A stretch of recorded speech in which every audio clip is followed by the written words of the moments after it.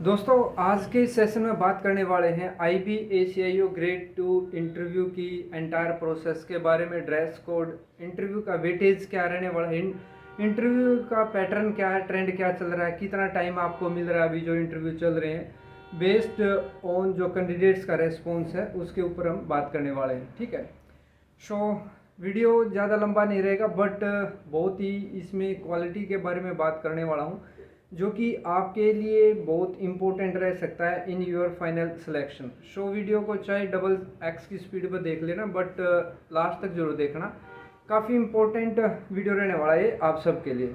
So let's start. सो दोस्तों मैं संदीप कुमार एक बार फिर से आपके अपने यूट्यूब चैनल स्किल्ड एजुकेशन 313 पर आप सभी का हार्दिक स्वागत करता हूं। जैसा कि आप सबको पता है IB/ACIO ग्रेड 2 के इंटरव्यू चल रहे हैं। सबसे पहले बात करते हैं कि IB/ACIO 2 के फाइनल सिलेक्शन में इंटरव्यू का क्या वेटेज है, ठीक है, क्या इम्पोर्टेंस है। आपको बता दूं कि जैसे 100 मार्क्स का ऑब्जेक्टिव है और 100 मार्क्स का ही इंटरव्यू है, आप सबको पता भी है।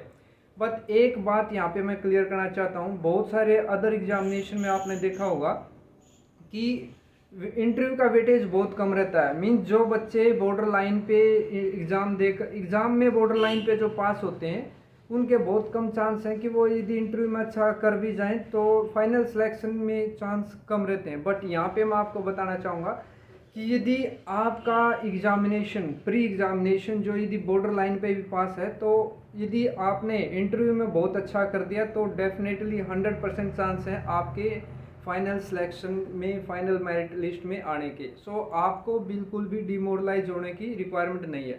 यहाँ पे बात आती है कि अभी करना क्या है। करना ये है कि आपको अपने इंटरव्यू में बेस्ट परफॉर्म करना है। फॉर एन एग्जांपल कोई भी कैटेगरी की मान लेते हैं, मान लिया जर्नल की 45 पे कट ऑफ गई है, ठीक है, एक कैंडिडेट्स के जस्ट 45 है, एक कैंडिडेट्स के 70 हैं। बट जिस कैंडिडेट ने इंटरव्यू में अच्छा नहीं किया हो सकता है उसको आउट ऑफ 100 40 मार्क्स मिले, और जिस कैंडिडेट्स के 45 हैं उसने इंटरव्यू में बेस्ट परफॉर्म कर दिया, हो सकता है आउट ऑफ 100 उसको 80 मार्क्स मिल जाएं। सो यहाँ पे एक बहुत ही बड़ा डिफरेंस मार्जिन आपको मिल सकता है। सो आपको बिल्कुल भी हताश होने की रिक्वायरमेंट नहीं है कि आपके ऑब्जेक्टिव में मार्क्स कम है, इसलिए आपको 100% आपका फोकस करना है इंटरव्यू पे और बेस्ट परफॉर्म करना, ठीक।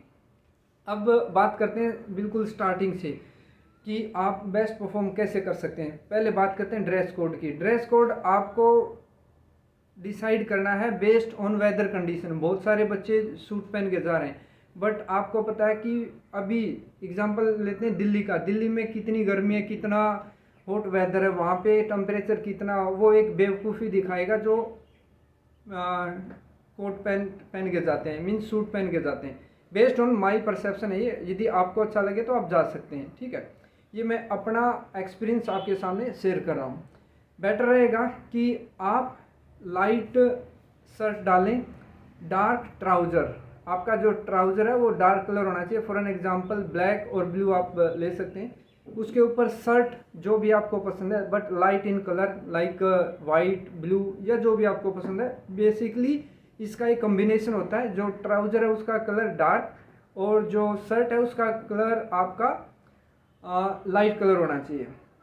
अभी टाई का जो मैचिंग है वो आपकी शर्ट से आपको टाई डिसाइड करनी है, बट सिंपल होनी चाहिए, ज़्यादा चमकीली, ज़्यादा मीन्स आप बोल सकते हैं कि हैंकी फैंकी नहीं होनी चाहिए, ठीक है। उसके अलावा बात करते हैं कि जहाँ पे बच्चे मिस्टेक्स करते हैं, आपका जो बेल्ट है, बेल्ट का कलर अगेन जो ट्राउज़र का कलर है वो सेम होना चाहिए और सेम आपका शू का कलर।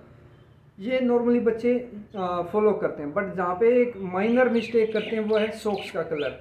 एग्जाम्पल के तौर पर यदि किसी ने ट्राउज़र ब्लैक डाला और शू भी ब्लैक डाले हैं, ठीक है, बट यदि उसने बाय मिस्टेक लगा लो या वो छोटी चीज़ समझ के ध्यान नहीं दिया, जो सॉक्स हैं वहाँ पे उसने वाइट यूज़ कर ली तो वो अलग ही दिखाई देगा, ओड, ठीक है।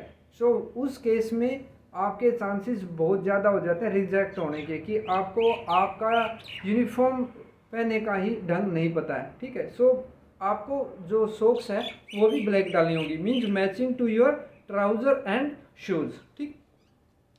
अब बात करते हैं कि इंटरव्यू का प्रोसेस क्या है। बिल्कुल स्टार्टिंग से जैसे आप ड्रेस्ड अप होके गए, जैसे आप एंट्री करते हैं हॉल में या रूम में, आपको फर्स्ट ऑफ ऑल डोर को नॉक करना होगा, then ask to come, may I come in ma'am और सर। आफ्टर दैट आपको विश करना होगा जो सामने बैठे होंगे प्रेसिडेंट को।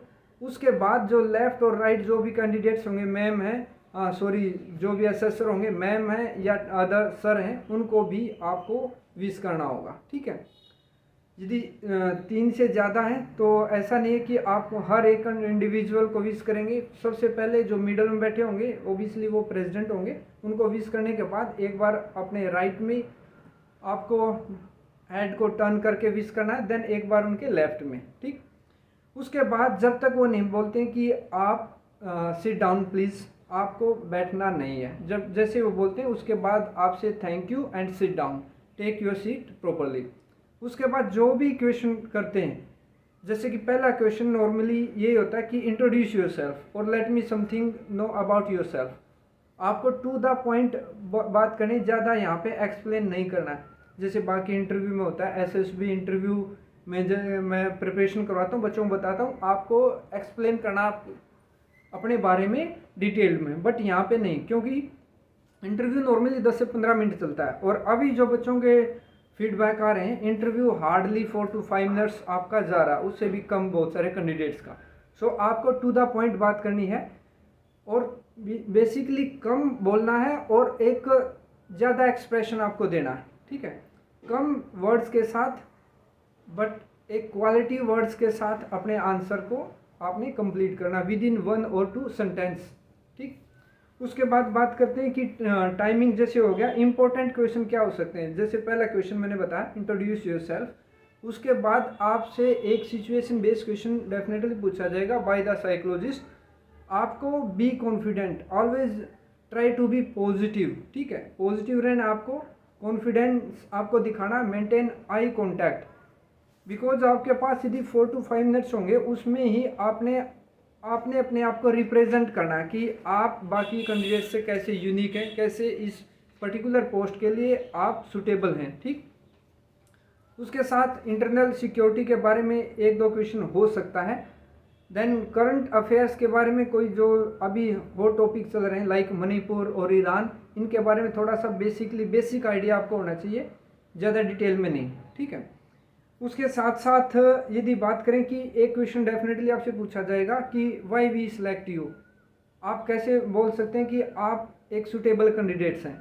उसके लिए आपको अपने हिसाब से एक अच्छा आंसर क्या करना है, रेडी करना है। Sorry, for an example, sir I am a person who is always ready to get data, summarize the data, receive data, classification, summarization, analyzation, interpretation and communicate the data on a proper time to a proper concerned authority. ठीक है, for maximum output means आप एक ऐसे person हैं, example के तौर पे बता रहा हूँ कि आप इजीली डाटा कलेक्ट करते हैं, डाटा को क्लासिफाइड करते हैं कि एक कैटेगरी का डाटा एक जगह पे, उसके बाद डाटा को आप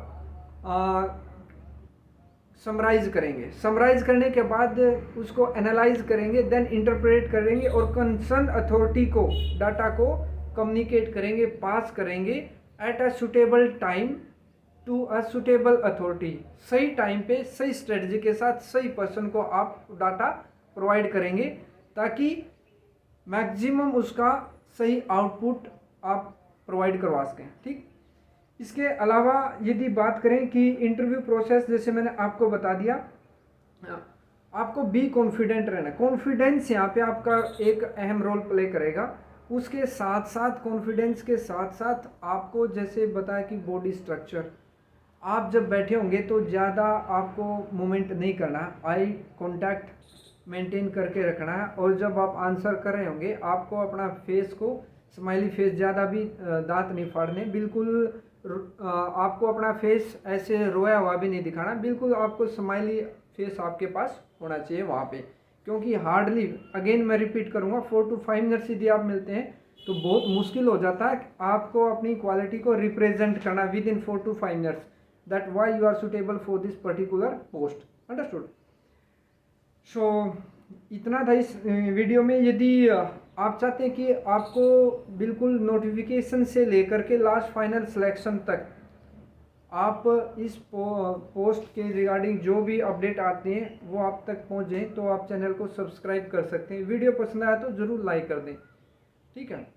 इससे क्या होगा कि नेक्स्ट जो सेशन लेके आऊँगा उसके लिए मोटिवेशन मिलता है बाकी बच्चों को भी, और बाकी बच्चों तक भी ये वीडियो फिर रीच करती है, ठीक है। सो हो सके तो इसको लाइक कर देना, कमेंट जरूर कर देना जैसा भी आपको लगा, अच्छा या बुरा, ठीक। सो मिलते हैं नेक्स्ट वीडियो में, तब तक जय हिंद जय भारत।